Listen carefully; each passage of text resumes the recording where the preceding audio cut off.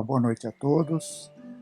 Iniciando então a nossa reunião de hoje, levando os nossos pensamentos a Deus, a Jesus, ao nosso Mestre e a todos esses espíritos amigos que nos acompanham nesses estudos, nessas conversas, pedindo o amparo, a assistência do alto, para que todo o conteúdo possa nos tocar o coração, nos dar mais discernimento, mais compreensão pela vida e pela nossa caminhada. Pai nosso que estais nos céus, santificado seja o vosso nome, venha a nós o vosso reino, seja feita a vossa vontade, assim na terra como no céu. O pão nosso de cada dia nos dai hoje, perdoa, Senhor, as nossas dívidas, à medida em que perdoarmos aos nossos devedores. E não nos deixeis cairmos em tentações, livra-nos de todo o mal. Que assim seja, graças a Deus, graças a Jesus. Para a reunião de hoje, utilizaremos o Evangelho segundo o Espiritismo, capítulo 10, Bem-aventurados os misericordiosos. No item, veremos o item 19, 20 e 21, onde são 3 perguntas feitas ao Espírito São Luís sobre a questão se é permitido repreender os outros. Na 19, no item 19, a questão é a seguinte: ninguém sendo perfeito, não se segue que ninguém tem o direito de repreender o próximo? Respostas do Espírito São Luís: certamente que não, pois cada um de vós deve trabalhar para o progresso de todos, e sobretudo dos que estão sob a vossa tutela. Mas isso é também uma razão para o fazerdes com moderação, com uma intenção útil, e não como geralmente se faz, pelo prazer de denegrir. Neste último caso, a censura é uma maldade. No primeiro caso, ou seja, na nossa responsabilidade, para o progresso do indivíduo, é uma obrigação nossa para aqueles que estão sob a nossa tutela. Então, no primeiro caso, é um dever que a caridade manda cumprir com todas as cautelas possíveis. E ainda assim, a censura que se faz do outro deve ser endereçada também a nós mesmos, para vermos se não a merecemos. Ou seja, ele deixa claro que a censura, a repreensão no sentido de censura, na nossa condição ainda espiritual, ela é feita de uma maneira equivocada. Fazemos muitas vezes para denegrir a imagem do outro ou para desprezar, para menosprezar ali a situação da pessoa, né? Mesmo aqueles que estão sob a nossa tutela, desmerecendo ali muitas atitudes às vezes. Esse não é a melhor forma de fazermos, ou seja, isso é considerado como uma maldade, né? É uma censura no sentido de maldade, de prejuízo para aquele que está ouvindo. Ela deve ser feita com moderação, com cuidado, né? Mesmo com aqueles que são íntimos na nossa relação pessoal, com muita cautela. Na questão seguinte, ele é perguntado: será repreensível observar as imperfeições do outro, quando disso não possa resultar nenhum benefício para eles, e mesmo que não as divulguemos? A resposta dele: tudo depende da intenção. Certamente que não é proibido ver o mal, quando o mal existe. Seria mesmo inconveniente ver-se por toda parte somente o bem. Essa ilusão prejudicaria o progresso. O erro está em fazer essa observação em prejuízo do próximo, desacreditando-o sem necessidade na opinião pública. seria ainda repreensível fazê-la com um sentimento de malevolência e de satisfação por encontrar os outros em falta. Mas dá-se inteiramente o contrário, quando, lançando um véu sobre o mal para ocultá-lo do público, limitamo-nos a observá-lo para proveito pessoal, ou seja, para estudá-lo e evitar aquilo que censuramos nos outros. Essa observação, aliás, não é útil ao moralista? Como descreveria ele as extravagâncias humanas se não estudasse os seus exemplos? Então ele inicia essa resposta dizendo sobre a intenção, né? A intenção daquilo que julgamos ou que censuramos no outro. Que o mal, ele, na nossa condição, ainda ele está presente na nossa vida, nas nossas relações sociais, em tudo que presenciamos, em tudo que fazemos e participamos, o mal ainda ele estará, infelizmente ele estará presente, porque ainda faz parte do nosso planeta. Mas não podemos, seria inconveniente ver o bem, né, ele diz, somente o bem, porque estaríamos ali fechando os olhos ao mal que ainda existe. Agora, a percepção desse mal, a observação desse mal, ela deve ser feita numa condição de tirarmos ali o exemplo para nós mesmos. Muitas vezes, observando as situações equivocadas que nos apresentam, termos aquele ensinamento para nós. Bom, esse é um erro, a pessoa está ali equivocada em alguma coisa, tirarmos aquele exemplo para não fazermos o mesmo, né? Não fazermos, de termos ali a mesma atitude daquele que nós estamos intitulando ali, ou rotulando como equivocado, para que não caiamos no mesmo erro, no mesmo equívoco. E lembrando sempre que todos nós estamos sujeitos, somos observados também, e cometemos equívocos, cometemos erros, e os outros nos observam, tanto os encarnados como os desencarnados também nos observam, né? E temos que ter deles para conosco também ali a indulgência, o entendimento que somos também falhos. E essa mesma aplicação ao próximo, nós temos que tê-la, temos que fazê-la.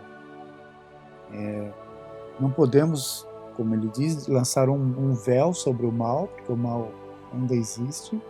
Nós temos que compreender a forma de conviver com isso e lembrar sempre que o nosso próximo também é um espírito que está em aprendizado, que está em evolução, que está no mesmo planeta que nós estamos, para esse aprendizado, né? E hoje, na atualidade, como é muito comum nas redes sociais, na internet, nas mídias de forma geral, é muito comum se popularizar erros do próximo, muitas vezes equivocados, né, como sem muito fundamento até, e isso cai aí atinge milhões de pessoas na mesma aquela notícia, aquele fato, sem muito ali critério, sem muita indulgência, né? Lança-se simplesmente o fato, expondo muitas vezes a vida de uma pessoa, e isso lança sobre ela milhões e milhões de sentimentos, de vibrações, dirigidas àquele indivíduo, e isso certamente que trará ali mais mal do que benefício para aquela pessoa, né? Porque ainda as nossas vibrações são difíceis. Tem uma parte que já consegue vibrar para o bem, né, dirigindo bons pensamentos, mas aqueles que ainda têm o pensamento em desequilíbrio é uma grande maioria. Então fica essa situação de chegar àquele indivíduo, né, as vibrações diferentes naquele momento sobre uma notícia que muitas vezes não tem fundamento, seja até falsa, como se diz hoje, né, um fake news, mas até que isso seja descoberto, as vibrações, infelizmente, já atingiram o indivíduo, já chegaram ali àquela pessoa. E na questão 21, ele pergunta assim: há casos em que seja útil descobrir o mal do outro, o mal alheio? São Luís responde: esta questão é muito delicada e precisamos recorrer à caridade bem compreendida. Se as imperfeições de uma pessoa só prejudicam a ela mesma, não há jamais utilidade em divulgá-las. Mas se elas podem prejudicar a outros, é necessário preferir o interesse do maior número ao de um só. Conforme as circunstâncias, desmascarar a hipocrisia e a mentira pode ser um dever, pois é melhor que um homem caia do que muitos serem enganados e se tornarem suas vítimas. Em semelhante caso, é necessário balancear as vantagens e os inconvenientes. É uma questão, como ele propriamente diz, delicada, né? Recorrer à caridade sempre, a caridade bem compreendida, ou seja, entendermos desde o início que aquele espírito do nosso próximo, seja ele quem for, ele está em aprendizado, ele está numa condição, não por acaso, muitas vezes se expondo pessoalmente, através do poder, através da popularidade, e expondo suas famílias, né? Seus entes queridos ali que estão ligados a ele. E se nós não agirmos com caridade, podemos estar influenciando de forma negativa todo esse grupo que está aqui na encarnação, não para errar. Ninguém reencarnou para o erro, para cometer erro, equívocos. Todos nós encarnamos para o acerto. Né? Não conseguimos ainda completamente o acerto pelas dificuldades ainda que estão em nós espiritualmente, ainda muito concentradas, ainda muito enraizadas em nós. Mas lembrar que o outro também ele está da mesma forma.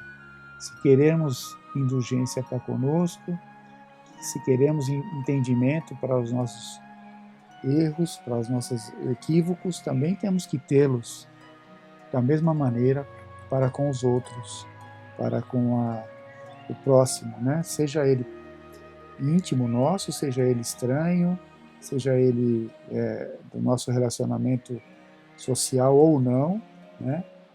Seja ele do nosso país ou não, enfim. O nosso próximo ele é o outro onde quer que ele esteja, né? Independente de estar próximo de nós fisicamente ou estar do outro lado do planeta, ele é nosso próximo também, de outras raças, de outras culturas. Temos que entender isso. Então essa repreensão, que é o tema de hoje,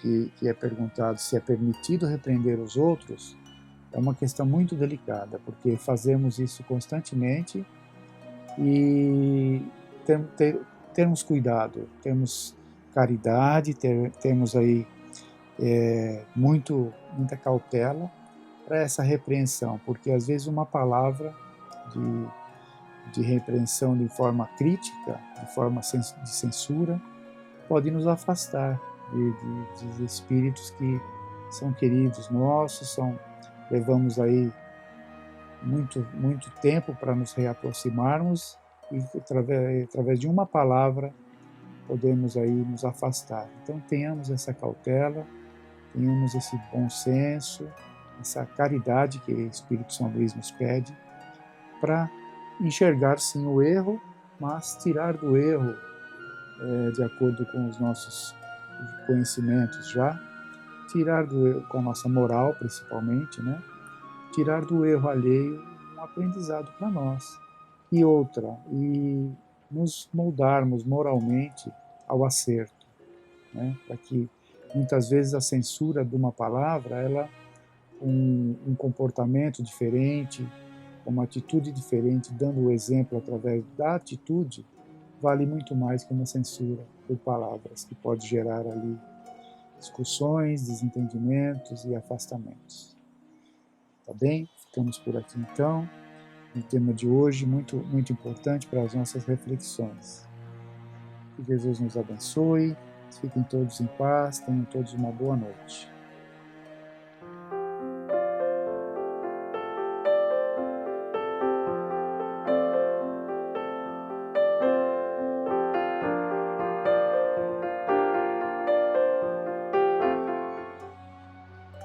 Boa noite a todos vocês.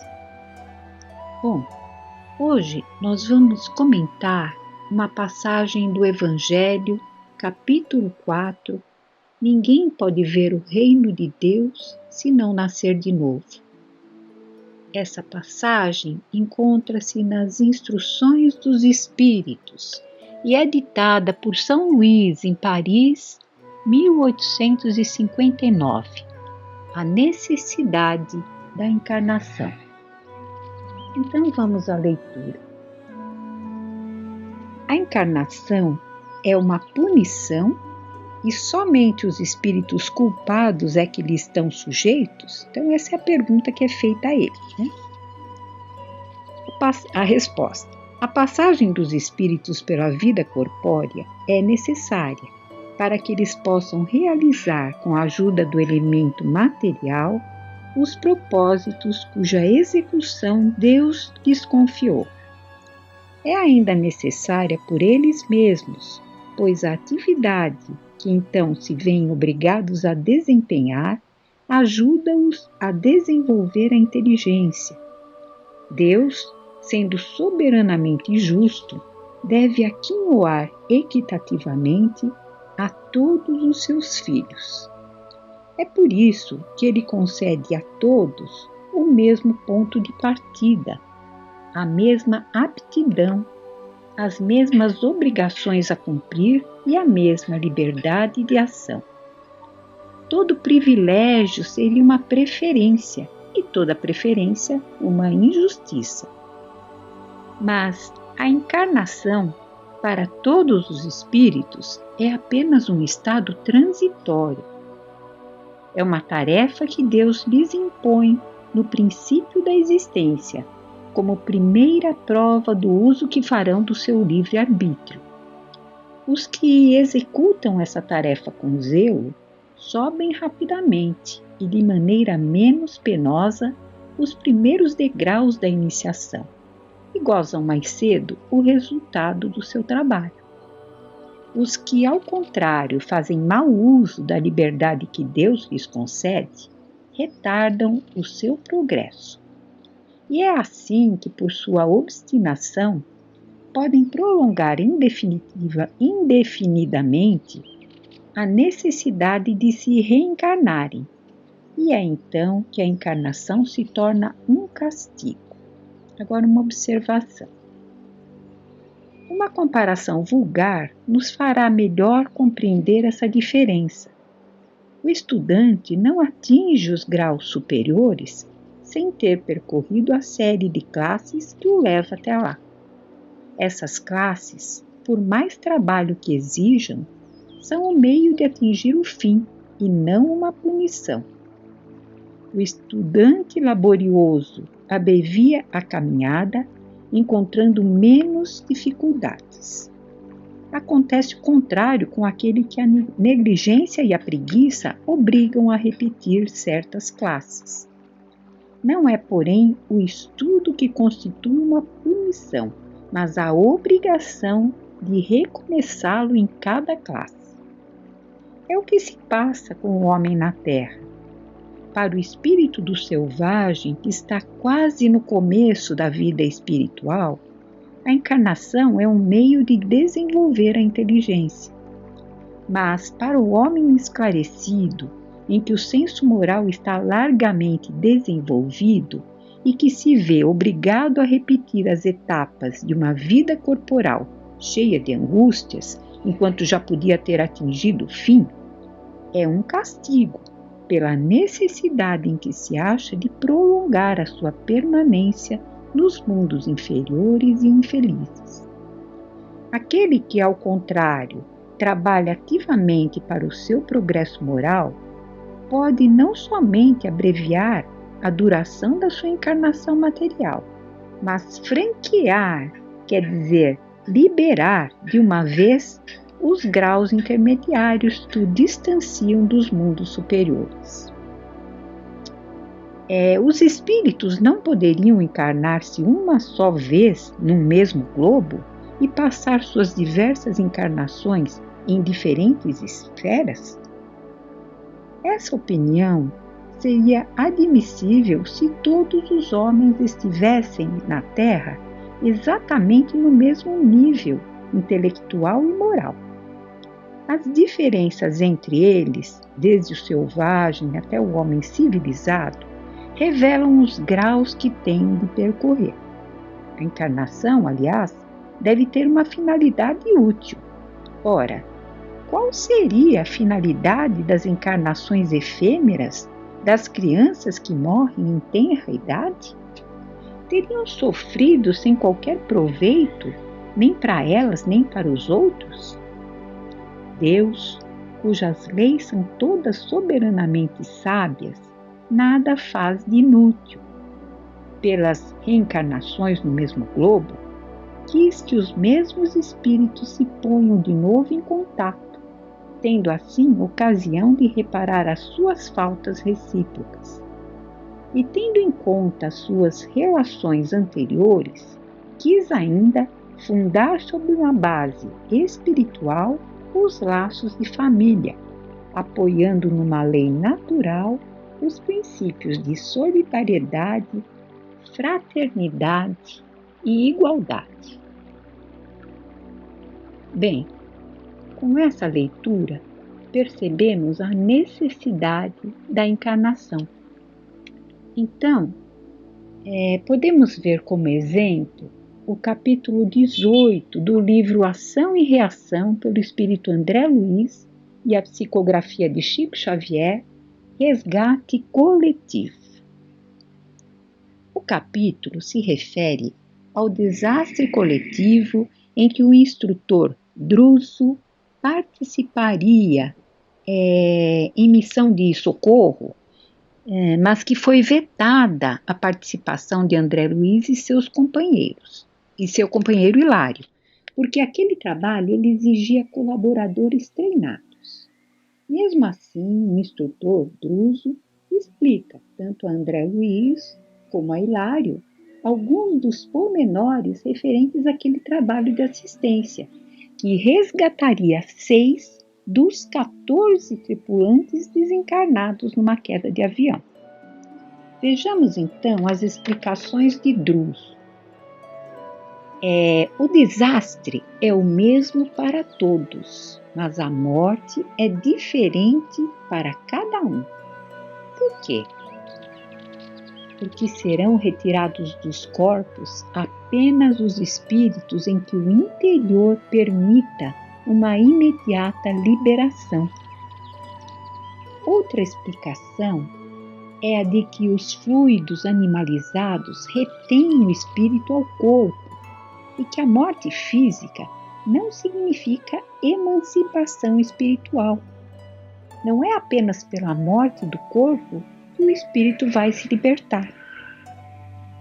Os que não fossem retirados ali, no caso, não ficariam sem assistência. Mas se acatassem as sugestões do mal, seria o seu livre-arbítrio. Ninguém poderia interferir. Então, nada impediria que, naquele momento, grupos de espíritos tentassem desviar aqueles que estavam presos aos seus corpos, tentassem desviar, tentassem levá-los para um outro lugar, né? Como a gente sempre vê na doutrina espírita esses exemplos. eles não poderiam impedir, porque é o livre-arbítrio de cada um, né? Mas o que queremos nos ater aqui não é a essa situação, né? Até para nós prosseguirmos com a necessidade da encarnação citada no Evangelho. O que nós queremos destacar aqui é um fato que o Druso se pronunciou. Olha, trabalhando por vários lustros em favor de irmãos sofredores, se encontravam 2 assistentes incansáveis, Ascânio e Lucas. Então, agora, Druso está se referindo a esses 2 assistentes que estavam desencarnados, né? E que estavam trabalhando há muitos anos em favor de irmãos sofredores, né? Pois bem, depois de todo esse tempo de trabalho, eles suspiravam pelo ingresso em esferas mais elevadas de trabalho. Mas eles ainda não se encontravam em condição para isso. Nunca lhes ocorreu o mergulho no pretérito.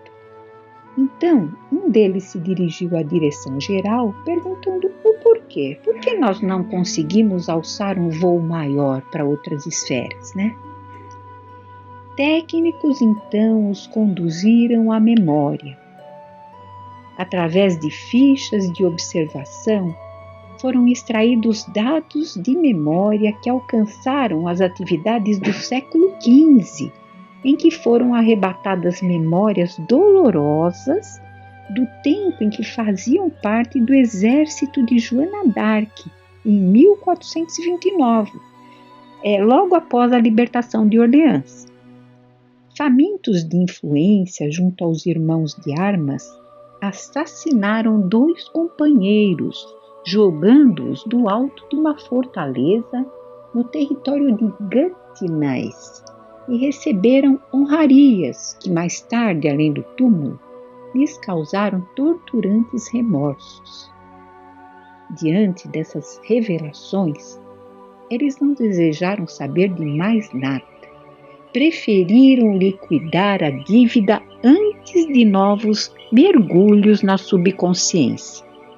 Suplicaram o retorno à carne para saldar logo as suas dívidas, mas tiveram a oportunidade de opinar no projeto da sua próxima encarnação, já que eles tinham adquirido muitos méritos pelo trabalho incansável junto àqueles irmãos sofredores.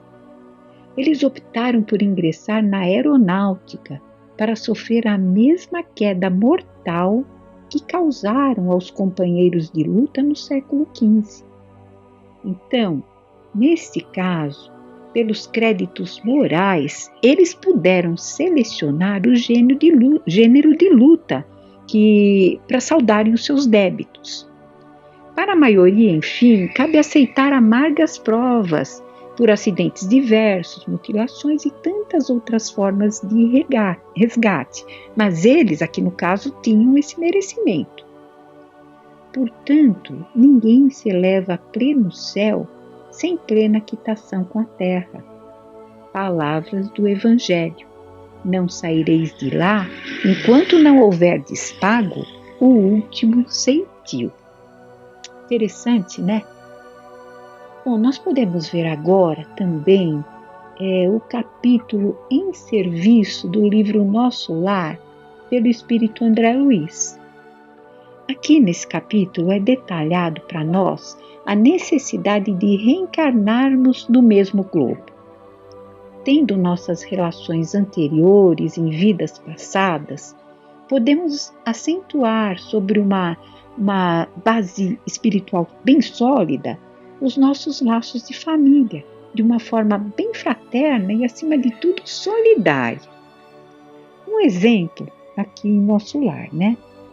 Narcisa, aquela enfermeira dedicada que tanto auxiliou o Espírito André Luiz, ela trabalhava nas câmaras de retificação em nosso lar. Havia 6 anos e alguns meses que ela estava nesse trabalho. Faltando, portanto, pouco mais de 3 anos de trabalho para que ela completasse os 10 anos que foram solicitados a ela. por que esses 10 anos, não é? Nós perguntamos. Porque na ocasião, a ministra veneranda lhe pediu que trabalhasse por 10 anos nas câmaras de retificação, antes de conseguir esse seu intento, que seria encontrar e reunir alguns espíritos amados na Terra para serviços de elevação em conjunto. Então ela queria se encontrar com aqueles espíritos já conhecidos para se elevarem conjuntamente, né?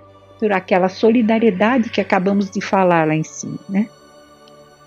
Com certeza, aquela experiência por 10 anos naquele trabalho junto aos sofredores lhe prepararia melhor para enfrentar aquelas lutas com maior experiência e também com fortalecimento. Assim, dessa maneira, ela poderia mais facilmente atingir o sucesso desejado.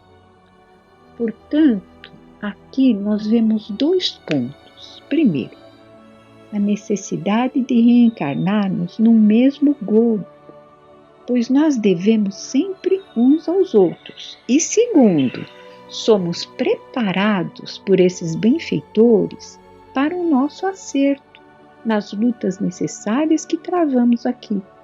Em resumo, tudo é feito para não errarmos aqui. Somos preparados.